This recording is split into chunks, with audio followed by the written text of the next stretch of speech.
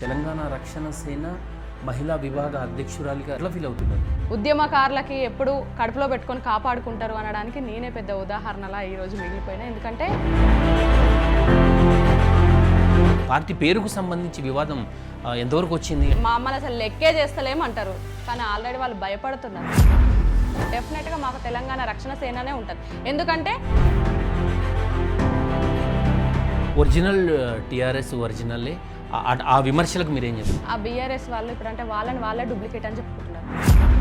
వెలుగుమట్ల కావచ్చు, బోడుప్పలు కావచ్చు, ప్రజా సమస్యల మీద పెద్ద ఎత్తున ఉద్యమం చేసినారు. మిగతా సమస్యల మీద అదే ఉధృతితోటి వెళ్ళట్లా మీరు? మట్టి కూడా ఎత్తని ప్రాజెక్టుల దగ్గర వెళ్ళి మేము కొట్లాడినప్పుడు సీఎం రేవంత్ రెడ్డి గారు కూర్చొని ఆ పని చేయించాల్సిన పరిస్థితి వచ్చింది. ప్రస్తుత పాలన పైన మీరేమనుకుంటున్నారు? రేవంత్ రెడ్డి గారు 420 హామీలు ఇచ్చి ఆయన 420 అని నిరూపించుకున్నారు. తెలంగాణ రక్షణ సేన రాబోయే జేహెచ్ఎంసీ ఎన్నికల్లో పోటీ చేస్తుంది. 3 జాతీయ పార్టీలకు కూడా ముచ్చెమటలు పుట్టిస్తాం. తెలంగాణ రక్షణ సేన వెనక ఒక బలమైన రాజకీయ ఆర్థిక శక్తి ఉంది. కవితక్క గారిని తక్కువ అంచనా వేస్తే అది వాళ్ళు పప్పులో కాలేసినట్టు. ఎందుకంటే